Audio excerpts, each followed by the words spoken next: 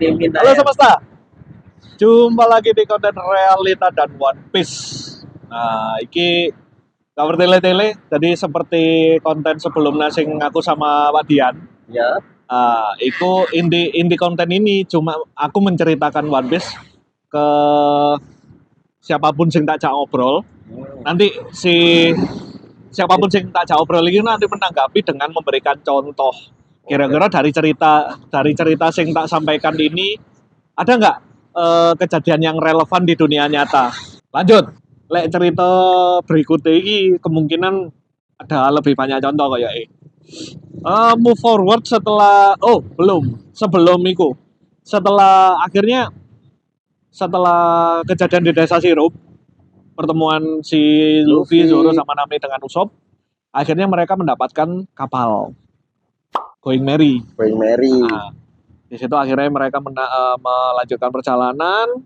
4 orang anggota wisan, ada 4 member, Luffy, Zoro, Nami sama Usopp. Akhirnya mereka melanjutkan perjalanan ke cerita berikutnya, ketemu Sanji. Nah, long short story, Sanji ini dia seorang cowok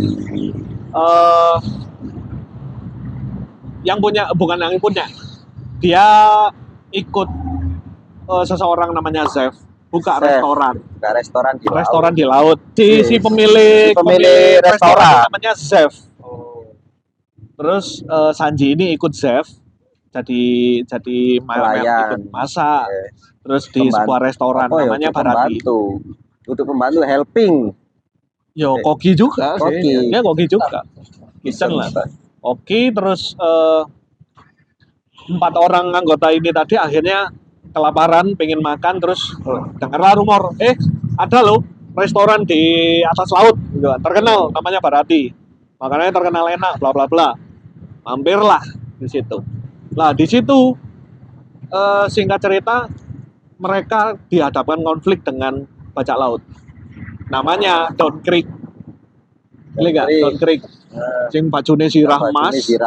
Jadi pedil-pedil dan sebagainya. Kayak karakternya sama krune Luffy ku Franky. Ini versi light. Franky kan robot.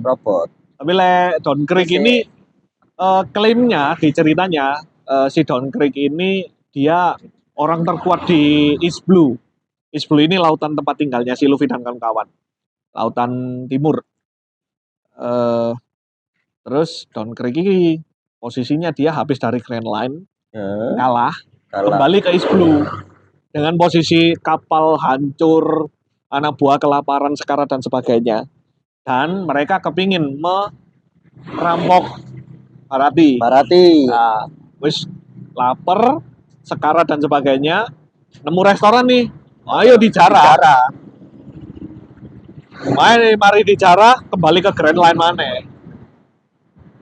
Singkat cerita, Don Krieg pengen menjarah Barati, ada kru Mugiwara di situ, terus bertemu dengan Sanji, yang akhirnya menjadi anggota keempat. Luffy ketua nih. Luffy kapten. Anggota keempat tuh. Anggota keempat. Terus terjadi pertarungan dan sebagainya ini nih. Tapi kalau yang secara singkat ceritanya, Sanji ini sing bisa menjadi mungkin bisa jadi bahan jagongan, bahan obrolan adalah dia cowok yang bucin enggak sih? Bucin, geleman. Iya. Lemah ke cewek, bahkan dia itu penggoda. Nah, flirting. Ada cewek cantik dikit langsung ngejar. PDKT, digodain. Gobal. Tukang gobal.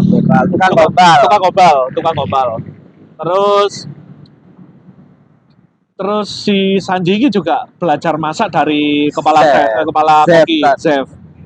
Terus ada satu ajaran yang menarik di cerita ini, bahwa kalau misal kan ini shonen ya, anime shonen yang selalu ada pertarungan dan sebagainya gitu kan. Lah di karakternya Sanji itu dia kan punya prinsip. Satu, dia tidak mau melukai cewek dan jangan sekalipun melukai cewek. Kedua, nggak boleh bertarung dengan tangan. Kaki. Harus dengan kaki. Jadi ala-ala taekwondo gitu kan. Cuma taekwondo kan masih pakai tangan. Tapi Sanji full kaki. Jadi apapun pertarungan dilakukan sama Sanji ini dia selalu pakai kaki. Terus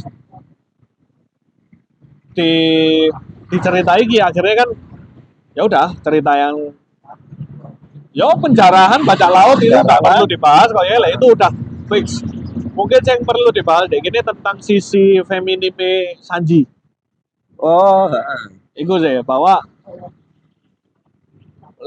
aku pribadi melihat si Sanji ini salah satu contoh orang yang menurutku juga ada sisi gentleman gentleman. Nggak mau melukai cewek. Bahkan ada yang quote terkenal yang paling menurutku juga paling apik, paling bagus. Quote-nya Sanji ketika dia di Water Seven. Ada itu. Dia ngomong nang chopper gitu.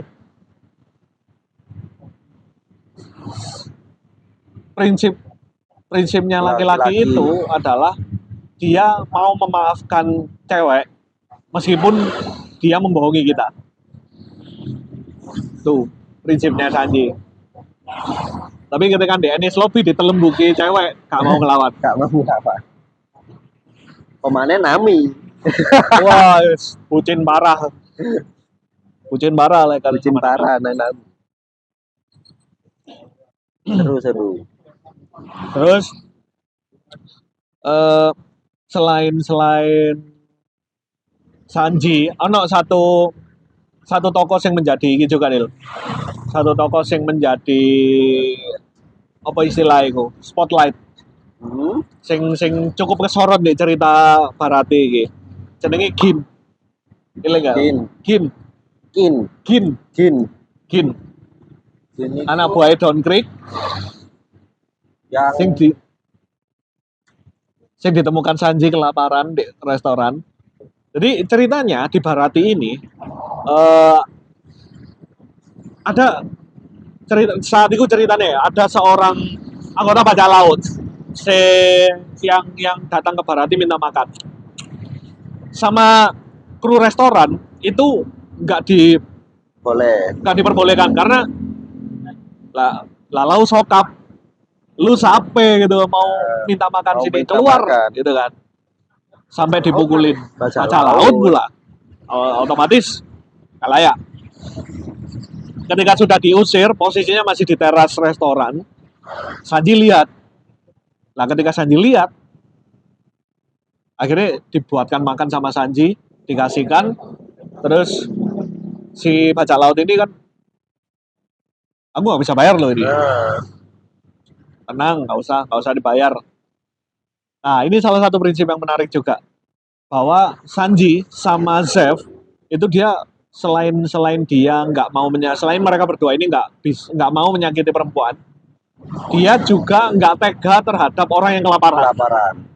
Saya ceritanya kan sing Sanji sama si Zeff tadi yang terjebak di sebuah pulau. Nah, itu alasannya karena saat di momen flashbacknya si Sanji sama Zeff ini pernah terdampar di satu pulau terasing. Itu sih, koyo karang. Kudu gak sampai pulau, karang yang cilik kan. Di sebuah karang. Terus di situ Zeff minta Sanji, kamu jaga sebelah situ, aku tak jaga sebelah sini. Kalau misal ada kapal, kabari. Biar kita bisa selamat berdua, gitu kan. Terus setelah kejadian itu akhirnya mereka selamat setelah berapa bulan gitu kan. Berapa bulan terus yang saling bagi makanan. Padahal ini juga menarik. Pas itu sebenarnya bukan bagi makanan, tapi si Zeff makan untuk diberikan ke Sanji. FBI mereka terdampar di karang itu karena kena badai. Terus kapal karam. Terus si dua orang ini terdampar di karang itu hanya dengan beberapa makanan sisa. Terus si Zeff memberikan makanan ke Sanji, wis jaga situ. Loh, Kayak- aku si Sanji kan sempat protes loh. Aku kantongmu lebih besar. Lebih besar. Karena aku dewasa, wajar dong gitu kan. Tapi ternyata plot twist-nya ternyata semua makanan itu sudah dikasih ke Sanji. Yang dibawa Chef itu cuma Roti. enggak, Kayak- harta karun. Oh iya, harta karun yang toh. sampai si Sanji pernah melukai si Chef. Mau melukai. Bahkan sampai mau membunuh. Heeh. Tapi setelah sadar bahwa semua makanan ini dikasihkan ke Sanji dan Chef ini ternyata nggak makan apa-apa, sampai krempeng, nggak makan apa-apa. Terus yang dikira Sanji itu apa kantongnya lebih besar. Oh iya, kan kalau pasti ada. Tak rebut aja. Ternyata isinya harta karun kok. Tapi singkat cerita akhirnya mereka diselamatkan terus bikin restoran. Dan karena pengalaman tersebut, akhirnya setiap kali ada orang kelaparan loh yo.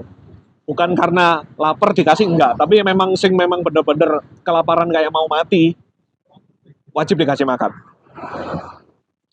Terus setelah dikasih makan, akhirnya Gin respect toh ke Sanji.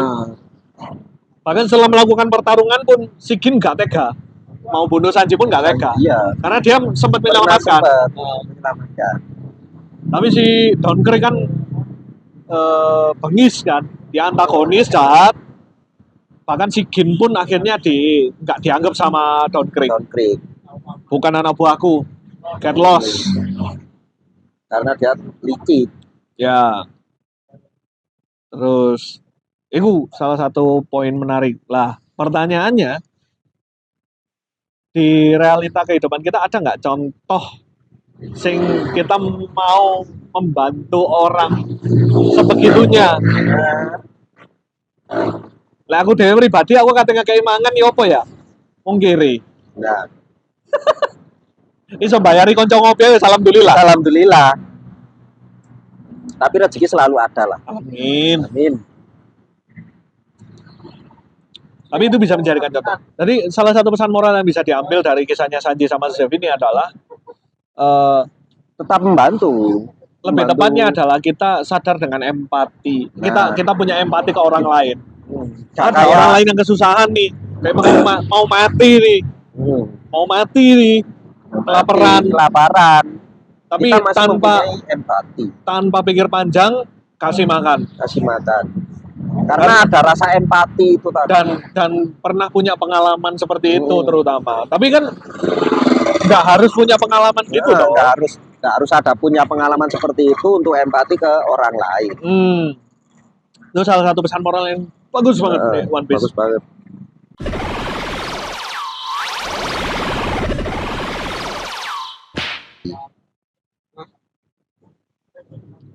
No comment. Terus masalah empati, terus feminim, perempuan, terus ada baiknya loh, sisi baiknya Sanji iku mau berwerek-wedok. Tapi dia tetap yang aslinya Nami, gentleman ya. Bahkan meskipun Sanji dia bisa membedakan sebenarnya. Dia bisa membedakan mana cewek yang cantik, mana yang nggak cantik. Itu dia bisa tahu. Tapi mau dia cantik atau nggak cantik, ketika ada orang yang mau melukai wanita siapapun, sama saja pasti dilindungi. Dari anak kecil sampai ibu-ibu sampai dewasa. Sekali lagi salah satu pembelajaran ya dari dan posisinya Sanji itu termasuk salah satu karakter favoritku di One Piece. Sanji. Selain Zoro. Aku Zoro sih. Selain Zoro. Zoro iki sisi apa ya? Kepercayaan, kesatrian, keadilan itu paling cool. Meskipun sering tersesat. Nah, sering ada kesasar. Tapi Zoro ini bisa dibilang salah satu karakter sing dia bisa lebih bijak daripada si kapten itu sendiri kadang. Ya. Ketika semua temannya berkonflik, bermasalah, Zoro ini selalu bisa menjadi orang yang punya pikiran tenang dan rasional. Tapi ada juga orang Indonesia Jangan. Yes, Sanji terus apa downgrade, Chef, Gin, downgrade kita nggak ada pembahasan lain-lain. Udah baca laut ya udah pasti menjara berlaku jahat udah. Iki pertemuannya Zoro ambek Mihawk pertemuan lah si Zoro ini mungkin yang belum tahu ya kru pertamanya Luffy yang bernama Zoro ini dia kan pendekar pedang kru pertama pendekar pedang terus dia punya ambisi tadi nomor 1 pengen jadi pendekar pedang terkuat sedunia. Nah, salah satu tujuan akhirnya adalah mengalahkan pendekar terkuat namanya Mihawk atau punya julukan Matalang Takanome. Nah, di Barati ini, di kejadian bertemu dengan Sanji dan melawan Downgrade ini, Mihawk ternyata muncul di situ. Ya, Zoro punya kesempatan dong. Nah, orang terkuat muncul nih. Kudu takalano. Ditantang. Pertama Mihawk ya meremehkan. Aliran 3 pedang. Apa? Sirkus anyar itu. Ya. Dia sampai dilawan sama GC. Pakai pisau. Nah, itu. Akhirnya Zoro kalah. Singkatnya Zoro masih kalah. Perbedaan kekuatannya masih sangat jauh. Pengalaman. Tapi di situ dia dapat respect ya dari Mihawk bahwa pendekar pedang itu punya idealisme sama prinsip yang begitu besar. Contoh, ketika pertarungan duel ini sudah kalah, Zoro menyarungkan pedangnya lagi, terus dia nggak ngapa-ngapain, cuma menunjukkan badannya ke Mihawk. Terus si Mihawk kan tanya, lo ngapain? Luka di belakang bagi pendekar pedang itu adalah aib, malu, dan itu aib, nggak boleh. Pendekar pedang yang punya luka di belakang itu aib. Mihawk, wih, bagus nih orang, tetap disabet, tapi akhirnya luka sing sampai sekarang itu. Oh ya, yang di sini. Iya, itu sebagai pengingat buat Zoro untuk tetap berlatih, tetap menjadi level up, dan suatu saat ditunggu sama Mihawk. Hiduplah, berlatihlah. Nanti kalau misal suatu saat kita ketemu lagi, kita tanding lagi. Ditunggu sama Mihawk. Itu respect gitu. Nah, Mihawk respect ke Zoro akhirnya. Tapi juga memberikan pelajaran ke Zoro bahwa kekuatanmu masih segini, perjalananmu masih jauh, masih panjang. Dan di situ Zoro berjanji ke Luffy, setelah ini aku nggak akan pernah kalah lagi. Sambil nangis, pegang pedang patah, ambil nangis. Itu ya. Jadi akhirnya di situ rodok mundur dikit. Rodok mundur dikit. Kenapa salah satu selain Sanji, Zoro ini juga karakter favoritku juga. Pertemuan pertama nih Luffy sama Zoro. Lah, pertemuan pertama Luffy sama Zoro pas melawan Morgan. Depar. Ketemu nih kayak Depar. Oh, itu si Zoro ambil Almepo. Terus di lapangan gitu. Ketika Luffy wes menyelamatkan Zoro, kan Zoro kan ngomong ke Luffy tuh. Oke wes, aku gabung dengan bajak lautmu. Tapi di sini aku gabung bukan karena apapun, tapi karena aku punya tujuan. Jadi pendekar pedang terkuat. Dan kalau misal di suatu saat kamu menghalangi ambisiku ini, kamu tidak bunuh. Iya. Jadi karena posisinya terpojok ya, Zoro nggak ada pilihan, mati dieksekusi di tangan Morgan, atau gabung dengan Luffy tapi selamat. Akhirnya oke lah gabung dengan Luffy, tapi dengan tujuannya dia sendiri. Itu apik itu ya. Si Zoro ini wakil kapten. Banyak yang menganggap gitu. Meskipun dia secara personal nggak pernah ngeklaim. Terus tapi Zoro mengakui Luffy kapten. Iya, lego ya. Bahkan sampai sekarang yang bisa dibilang kru Mugiwara sing loyalitasnya tidak bisa dibantah. Jadi apapun keputusannya Luffy, Zoro ikut. Nggak pernah komentar sama sekali. ya mungkin mek kesel itu ngapain sih gini Ya, gitu toh. iya. Ngeluhnya gitu. Tapi tetap Tetap jalan. dijalankan. Apapun keputusan kapten si Luwi Tetap komen. dijalankan. Gitu toh. Paling lek tindakannya bodoh ya sikut kok bodoh gitu toh. Gitu. Kemana fotonya sampai Zoro, wes cocok. Tuh, aku Zoro cerita deh Zoro di situ. Ono mana? Ini salah satu hal yang menarik di kejadian di Barati lo kan tahu loh akhirnya. Di Barati ini juga Nami cabut. Nami cabut pulang sendiri. Kan di awal kan si 4 orang, Luffy, Zoro, Usopp, Nami. Mereka kan dapat kapal. Dapat kapal dari desanya Usopp. Kapal baru dibawa ke Barati. Lah, momen ketika pertarungan ini masih berjalan, ternyata Nami diam-diam itu kabur. Ngambil. Kabur. Jadi kapalnya yang dikasih Usopp ini dibawa kabur. Lah, akhirnya setelah pertarungannya si Zoro sama Mihawk,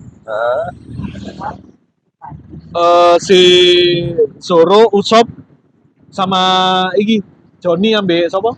Yosaku. Temen-temennya Zoro ketika Kecil. jadi ketika jadi pemburu. Pemburu harta. Bounty hunter. Ya. Pemburu bajak laut. Laut.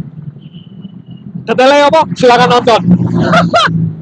Ini bakal sering lompat-lompat panjang. Tapi seru loh. Kan? Akhirnya Usopp, Zoro, Yosaku sama Johnny ngejar Nami. Luffy tinggal di Barati untuk bantu Sanji. Menyelamatkan ngalahkan Don Krieg gitu kan. Pisah bentar. Kejadian di Barati udah selesai. Sanji ikut Luffy terus dibantu sama Yosaku. Yosaku akhirnya kembali loh. Yosaku kembali menjelaskan kondisi kapalnya di bawah Nami. Usopp sama Zoro ngikuti, terus Yosaku kembali ke Barati untuk menceritakan. Akhirnya Yosaku, Luffy sama Sanji nyusul. Akhirnya datanglah ke rumahnya si Nami. Di apa itu jenenge pulau ne lali ya? Pulau desa apa sih? Kokoyashi. Nama kampung halamannya si Nami Kokoyashi. Nah, itu panjang maneh itu wesan. Pokoknya ceritanya super itu. Bro. Lah, sebelum lanjut ke Nami, intinya konten ini akan seperti ini toh. Jadi ngerasani One Piece, ada cerita sing relevan apa enggak? Sing dibahas tentang One Piece atau ada yang mundur cerita tentang fakta atau yang mirip fakta gitu. Sementara itu dulu aja. Nanti akan lanjut di next episode berikutnya aja. Silakan komen kalau misal ada tambahan request atau apapun. Ada kesalahan mohon maaf. Sampai jumpa di konten berikutnya. Bye. See you. Jangan lupa subscribe, like.